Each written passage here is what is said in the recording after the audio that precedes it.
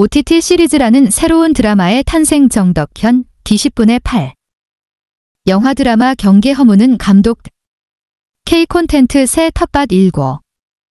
올해 부산국제영화제 OTT 초청작 수 예년 대비 3배 증가. 인력 콘텐트 유통 소비 등 전방위적 경계 해체 흐름 보여. 넷플릭스 오리지널 시리즈 수리남근 영화 못지않게 긴장감 넘치는 액션 누아르 연출로 호평받고 있다. 사진, 넷플릭스. 최근 K-드라마들을 보면 이것이 영화인지 드라마인지 구분하기 어려울 정도로 경계가 흐려져 있다. 영화 인력들이 드라마로 유입되면서 생겨난 이 흐름은 현재 K-콘텐츠에 어떤 변화를 예고하고 있는 걸까? 지난해 제26회 부산국제영화제에서는 논스크린, 온스크린이라는 새로운 섹션이 생겼다. 온라인 동영상 서비스, OTT, 시리즈를 대상으로 하는 이 섹션에는 넷플릭스를 통해 소개된 바 있는 연상호 감독의 지옥, 김진민 감독의 마이 네임, 그리고 안우차 분야와 타나 앤드 조시 킴 감독의 HBO 아시아 오리지널 시리즈 포비드 3편이 초청작으로 선정됐다. 올해 열린 제27회 부산국제영화제 논스크린 섹션 초청작은 9편으로 늘어났다. 이준익 감독의 욘더, 티빙, 미케 타카시 감독의 커넥트, 디즈니 플러스, 정지우 감독의 썸바디, 넷플릭스, 라스 폰트리에 감독의 킹덤 엑소더스, 노덕 감독의 글리치, 넷플릭스, 키모 스탄보엘 감독의 피의 저주, 디즈니 플러스, 유수민 감독의 약한 영웅, 웨이브, 이호재 감독의 오늘은 좀 매울지도 몰라, 과차, 전우성 감독의 몸값, 티빙, 이 그 초청작들이다. 10월에 공개된 글리치, 논더 그리고 몸값은 사실상 부산국제영화제의 온스크린을 통해 시리즈를 소개하는 셈이다. 실제로 이번 부산국제영화제에서는 넷플릭스는 물론이고 웨이브, 티빙 같은 OTT들이 저마다 홍보 부스를 마련해 방문객들을 맞이하는 새로운 풍경이 펼쳐졌다. 지난해까지만 해도 영화인들 사이에는 OTT 시리즈물이 영화제에 들어오는 것에 대한 부정적인 시선이 존재했지만 올해는 전혀 다른 풍경이 펼쳐졌다. 허문영 부산국제영화제 집행위원장은 이에 대해 OTT 시리즈가 영화산업에 미치는 영향에 대해 우려도 있지만 또 다른 영화의 영역으로 끌어안아야 한다는 생각으로 점차 바뀌고 있는 것 같다고 말했다. 이 말은 극장을 중심으로 해온 영화산업이 OTT라는 새로운 플랫폼의 등장에 위기감을 느끼면서도 동시에 또 하나의 기회 요소라는 양면적 입장을 갖고 있다는 뜻이기도 하다. 실제로 코로나19를 겪으며 많은 영화가 극장의 대안으로 OTT를 선택했다. 그런데 OTT가 흡수한 건 영화만이 아니었다. 우리에게는 드라마라고 여겨져 온 OTT 시리즈물의 영화 감독이나 작가, 스텝 같은 영화 인력들도 끌어들였다. 이준익 같은 스타 영화 감독이 존더 같은 OTT 시리즈를 내놓고 지금껏 영화만 고집해온 배우 송강호가 32년 만에 신현식 감독과 함께 삼식이 삼촌구로 첫 드라마에 출연한다고 발표한 대목은 이러한 영화 인력의 이동이 본격화되고 있음을 보여준다. 부산국제영화제에서 몸값 높아진 OTT 시리즈. 웨이브, 티빙 등 온라인 동영상 서비스, OTT가 부산국제영화제에 부스를 설치해 자사의 새 OTT 시리즈들을 홍보하고 있다. 사진, 연합뉴스. 마샬 맥루한 캐나다 미디어 이론가이자 문화비평가의 미디어는 메시지라는 명언을 굳이 거론하지 않아도 새로운 미디어가 그 안에 담아내는 콘텐츠를 변화시킨다는 건 당연한 일이다. 예를 들어 웹툰은 만화를 디지털 버전으로 옮겨놓는 것만을 의미하지 않는다. 스크롤 방식으로 보는 웹툰은 그 형식적 차이 때문에 콘텐츠의 표현 방식도 변화시키고 연재물은 댓글 소통을 통해 영향을 받는다. 무엇보다 웹툰은 하나의 콘텐츠 장르를 지칭하는 차원을 넘어 새로운 디지털 방식의 생산 시스템이다. 만화 제작 시스템이 도제 방식이라면 웹툰은 누구나 도전하고 대중들의 호응을 얻어 스타 작가가 될 수 있는 새로운 콘텐츠 제작 시스템이다.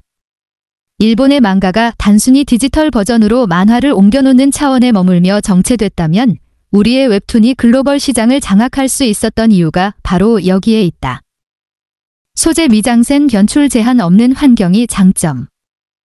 오징어 게임글 연출에 올해 에미상 6관왕을 차지한 황동혁 감독은 앞서 도가니, 수상한 그녀, 남한산성 등 극장용 영화를 주로 연출했던 감독이다. 사진, 연합뉴스. 마찬가지로 OTT라는 새로운 플랫폼은 그 안에 담기는 콘텐츠에도 변화를 일으켰다. 넷플릭스 오리지널로 제작된 킹덤, 김간수업 같은 작품들은 OTT 초창기 드라마가 이 새로운 플랫폼에서 어떤 변화를 일으키는가를 잘 보여준 사례였다. 전통적으로 TV 드라마로서는 다뤄지기 어려웠던 좀비물이나 청소년 성매매라는 소재를 파격적으로 다뤘다는 점도 그렇지만 무엇보다 영화와 드라마의 경계가 모호해진 제작 인력의 작품이라는 점이 그랬다. 킹덤은 스타 드라마 작가인 김은희 작가의 대본을 끝까지 간다. 터널 같은 영화를 연출했던 김성훈 감독이 연출한 작품이었다. 또 지난세 작가의 데뷔작인 딩간수업은 MBC 드라마국 PD로 TV 드라마 연출을 해왔지만 로드 넘버원 같은 작품을 통해 장르물 연출에도 정평이 나 있던 김진민 감독이 메가폰을 잡았다. 김진민 감독은 후속작인 넷플릭스 오리지널 시리즈 마이 네임에서도 영화라고 해도 과언이 아닌 액션 누아르 연출을 선보였다. 이후 영화 감독들의 OTT 시리즈 도전은 보다 본격화됐다. 올해 에미상 6관왕을 차지한 오징어 게임 내 감독은 다름 아닌 도가니, 수상한 그녀, 남한산성 같은 영화를 연출했던 황동혁 감독이었고 최근 넷플릭스 오리지널 시리즈 수리남 역시 범죄와의 전쟁, 군도, 공작을 연출한 윤종빈 감독이었다. 영화 감독들이 만든 OTT 시리즈는 편수는 길지만 한 편 한 편의 연출이나 완성도는 영화와 크게 다를 바가 없었다. 오징어 게임 D 보여주는 미장센이나 미술적인 공간 연출이 그렇고 수리남 내 긴장감 넘치는 액션 누아르 연출이 그렇다. 이 작품들을 보면 이것이 드라마인지 영화인지 구분하기 어려워진 OTT 시리즈만의 색다른 영역이 느껴진다. OTT 시리즈가 기존 드라마와 다를 수 있었던 건 그 특유의 플랫폼 특징에서 비롯됐다. 지상파나 케이블, 종편의 드라마들은 플랫폼의 성격이 조금씩 다르긴 하지만 대부분 보편적 시청자를 대상으로 한다. 여전히 시청률을 성적표로 받아들이고 방통위의 제재를 받는다. 선택적 시청이 아니라 누구나 시청할 수 있는 플랫폼이라는 전제가 깔리고 따라서 여기에 콘텐츠가 맞춰질 수밖에 없다. 하지만 OTT는 다르다. 글로벌 디지털 플랫폼으로서 선택적 시청을 전제로 하는 이 플랫폼들은 제재 바깥에 놓일 수 있었고 따라서 소재나 수위 등에 있어서 훨씬 더 자유롭다. 기존 드라마 업계에서 소재나 수위 때문에 만들 수 없었던 작품들의 갈증을 느끼던 제작자들에게는 당연히 OTT가 매력적으로 보일 수밖에 없었다. 김은희 작가가 예전에 웹툰 스토리로 쓴 킹덤 같은 작품이 넷플릭스 오리지널로 제작된 이유다. K 콘텐츠 저변의 경계 해체의 에너지. 넷플릭스 오리지널 시리즈 오징어 게임은 영화와 크게 다를 바 없는 미장센을 자랑한다. 사진, 넷플릭스. 하지만 이러한 소재나 표현의 자유도를 넘어서 OTT 시리즈를 기존 드라마와 차별되게 한 더 큰 요인은 제작 방식의 변화다. 글로벌 플랫폼인 OTT는 전 세계를 대상으로 하기 때문에 사전에 각국의 번역 작업이 필수적이다. 이것은 쪽대본으로 상징되던 기존의 TV 드라마 제작 방식과는 다른 완전 사전 제작이 이루어져야 한다는 뜻이다. 이로써 OTT 시리즈는 보다 완성도를 높일 수 있었고 영화 감독들도 뛰어들고 싶은 영역으로 조금씩 자리 잡아갔다. 또한 편성과 시청률 전쟁에서 벗어날 수 있었던 OTT 시리즈는 제작 편수나 회당 분량에서도 훨씬 자유도가 높아졌다. 작품이 가진 스토리에 따라 짧게는 6부작에서 길게는 10부작으로 제작 편수가 자유로워졌고 회당 방영 시간도 길게는 60분에서 짧게는 45분에 이를 정도로 탄력성 있게 채워졌다. 편성 시간과 분량이라는 틀에 억지로 꿰어 맞춰져 밀도가 떨어지던 기존 TV 드라마의 문제가 OTT 시리즈에서는 사라지게 됐다. OTT 시리즈는 그간 분명했던 영화와 드라마 사이의 경계를 흐릿하게 만들고 있다.